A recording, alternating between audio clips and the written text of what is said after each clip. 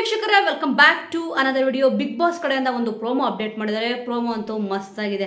ಇದ್ರ ಹಿಂದೆ ಕೂಡ ಇಲ್ಲಿ ಕಾವ್ಯ ಅವರು ಮತ್ತೆ ಇಲ್ಲಿ ಗಿಲ್ಲಿ ನಟ ಅವರು ಡ್ಯಾನ್ಸ್ ಮಾಡಿದ್ದು ಪ್ರೋಮೋ ಇಲ್ಲಿ ಬಿಟ್ಟಿದ್ರು. ಆಲ್ಮೋಸ್ಟ್ ಬಿಗ್ ಬಾಸ್ ಅವ್ರಿಗೆ ಚೆನ್ನಾಗಿ ಗೊತ್ತು ಯಾವ ಪೇರು ಇಲ್ಲಿ ಚೆನ್ನಾಗಿ ಕ್ಲಿಕ್ ಆಗಿ ವರ್ಕ್ ಆಗ್ತದೆ ಅಂತ ಅಂದ್ಬಿಟ್ಟು ಇಲ್ಲಿ ಗಿಲ್ಲಿ ನಟ ಅವರು ಮತ್ತೆ ಕಾವ್ಯ ಅವ್ರನ್ನ ಈ ಒಂದು ಪೇರ್ನ ತುಂಬಾ ಜನ ಇಲ್ಲಿ ಇಷ್ಟಪಡ್ತಿದ್ದಾರೆ. ಅದಕ್ಕೆ ಇಲ್ಲಿ ನಿನ್ನೆ ಸೂರಜ್ ಅವ್ರ ಜೊತೆ ಇಲ್ಲಿ ಕಾವ್ಯ ಅವರು ಡ್ಯಾನ್ಸ್ ಮಾಡಿದ್ರು ಕೂಡ ಇಲ್ಲಿ ಮತ್ತೆ ಅದೇ ಸಾಂಗ್ಗೆ ಇಲ್ಲಿ ಗಿಲ್ಲಿ ನಟ ಅವರು ಕಾವ್ಯ ಅವರು ಡ್ಯಾನ್ಸ್ ಆಡಿದ್ರು. ತುಂಬಾ ಚೆನ್ನಾಗಿ ಬಂದಿದೆ. ಆಲ್ಮೋಸ್ಟ್ ಸೂರಜ್ ಅವ್ರ ಡ್ಯಾನ್ಸ್ಗಿಂತ ಇಲ್ಲಿ ಗಿಲ್ಲಿ ನಟ ಅವ್ರ ಡ್ಯಾನ್ಸ್ ತುಂಬಾ ಚೆನ್ನಾಗಿತ್ತು.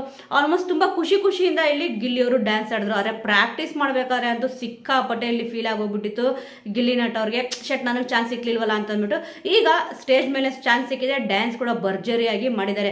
ಈಗ ಬಿಟ್ಟಿರೋ ಪ್ರೋಮೋದಲ್ಲಿ ಈ ವಾರದ ಉತ್ತಮ ಯಾರು ಮತ್ತೆ ಕಳಪೆ ಯಾರು ಅಂತ ಅಂದ್ಬಿಟ್ಟು ಗೊತ್ತಾಗ್ತದೆ. ಆಲ್ಮೋಸ್ಟ್ ಇಲ್ಲಿ ಇವರೆಲ್ಲ ಸ್ಕೆಚ್ ಹಾಕೊಂಡಿದ್ದು ಗಿಲ್ಲಿ ನಟ ಅವ್ರಿಗೆ ಕಳಪೆ ಕೊಡಬೇಕು ಅಂತ ಅಂದ್ಬಿಟ್ಟು ಅವ್ರ ಮನಸ್ಸಲ್ಲಿ ಇತ್ತು. ಆಲ್ಮೋಸ್ಟ್ ಜಾಸ್ತಿ ಇಲ್ಲಿ ಓಟು ಧ್ರುವಂತವ್ರಿಗೆ ಬಿದ್ದಿದೆ. ಆಲ್ಮೋಸ್ಟ್ ಅವರು ಡಿಸರ್ವ್ ಇದಕ್ಕೆ ಕಳಪೆಗೆ ಹೋಗೋದಕ್ಕೆ. ಯಾಕಂದ್ರೆ ಕಳೆದ ವಾರ ಉತ್ತಮ ಸಿಕ್ಕಿತ್ತು. ಆ ಒಂದು ಪದಕ ಸಿಕ್ಕಿದಾಗ ಕಣ್ಣಲ್ಲಿ ನೀರು ಕೂಡ ಹಾಕಿದ್ರು. ಆದರೆ ಅದನ್ನು ತಗೊಂಡ್ಬಿಟ್ಟು ನನಗಿಂತ ಉತ್ತಮವಾದವ್ರಿಗೆ ಕೊಡಿ ಅಂತ ಅಂದ್ಬಿಟ್ಟು ಇಲ್ಲಿ ಅದನ್ನ ವಾಪಸ್ ತಂದ್ಬಿಟ್ಟು ರಘು ಅವ್ರ ಕೈಲಿ ಕೊಟ್ಟರು. ನಿಜವಾಗ್ಲೂ ಕೂಡ ಸ್ವಲ್ಪ ಅಹಂಕಾರ ಕೊಬ್ಬು ಅಂತಾನೆ ಕರೀತಾರೆ. ಏನೇ ಒಂದು ಸಿಚುವೇಶನ್ ಆಗಿರ್ಬೋದು, ಬಟ್ ಆ ಸಿಚುವೇಶನ್ ಅಲ್ಲಿ ಮಿಕ್ಕಿರೋ ಸ್ಪರ್ಧಿಗಳು ಹೇಳಿದ್ರಲ್ಲ ಇವರು ತುಂಬಾ ಉತ್ತಮವಾಗಿ ಕೆಲಸ ಮಾಡಿದ್ರು, ಇವ್ರಿಗೆ ಉತ್ತಮ ಕೊಡೋದು ತುಂಬಾ ಚೆನ್ನಾಗಿರುತ್ತೆ ಅಂತ ಅಂದ್ಬಿಟ್ಟು ಅವರೊಂದು ರೆಸ್ಪೆಕ್ಟ್ ಏನು ಕೊಟ್ಟಿದ್ರು ಇವ್ರಿಗೆ, ಅದನ್ನ ಇವ್ರು ಉಳಿಸ್ಕೊಳ್ಳಿಲ್ಲ.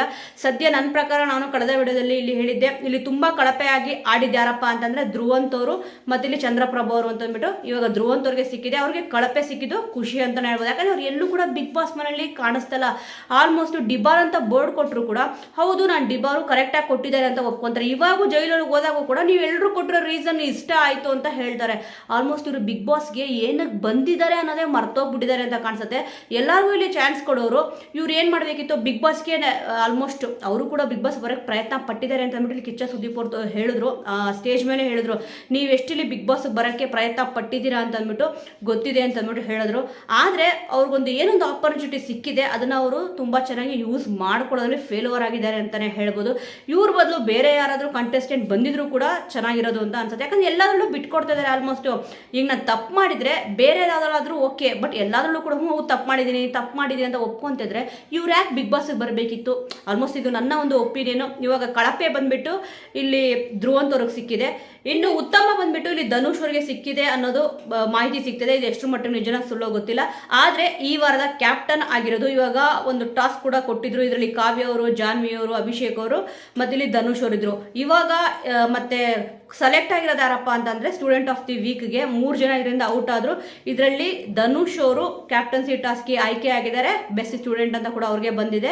ಬಂದ್ಬಿಟ್ಟು ಧನುಷ್ ಅವರು ಅಂತ ಕೂಡ ಇಲ್ಲಿ ಗೊತ್ತಾಗ್ತದೆ.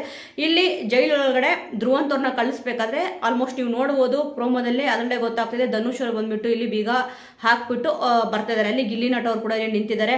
ಇವಾಗ ಅವ್ರು ಕ್ಯಾಪ್ಟನ್ ಆಗಿದ್ದಾರೆ ಅಂತ ಕೂಡ ಇಲ್ಲಿ 100% ಗೊತ್ತಾಗ್ತದೆ. ಸೊ ವೀಕ್ಷಕರೇ, ಈ ವಾರದ ಉತ್ತಮ ನಿಮ್ಮ ಪ್ರಕಾರ ಯಾರಿಗೆ ಬಂದಿದ್ರೆ ಚೆನ್ನಾಗಿರುತ್ತೆ? ನಿಮ್ಮ ಸಪೋರ್ಟ್ ಯಾರಿಗಿದೆ? ಮತ್ತೆ ಕಳಪೆ ಆಟ ಇವಾಗ ಯಾರು ಆಡಿದ್ರು? ಧ್ರುವಂತ್ ಅವ್ರ ಜೊತೆಗೆ ಬೇರೆ ಯಾರಾದ್ರೂ ಕಳಪೆಯಾಗಿ ಆಟ ಆಡಿದ್ರೆ ಅಥವಾ ಕಳಪೆ ಯಾರಿಗೆ ಬರಬೇಕಿತ್ತು ಅಂತ ನಿಮ್ಮ ಒಂದು ಅನಿಸಿಕೆ ಅಭಿಪ್ರಾಯ ಇದೆ ಅನ್ನೋದನ್ನ ಮಿಸ್ ಮಾಡದೆ ಕಮೆಂಟ್ ಮೂಲಕ ತಿಳಿಸಿ. ಮುಂದಿನ ವಿಡಿಯೋದೊಂದಿಗೆ ಮತ್ತೆ ಸಿಗೋಣ.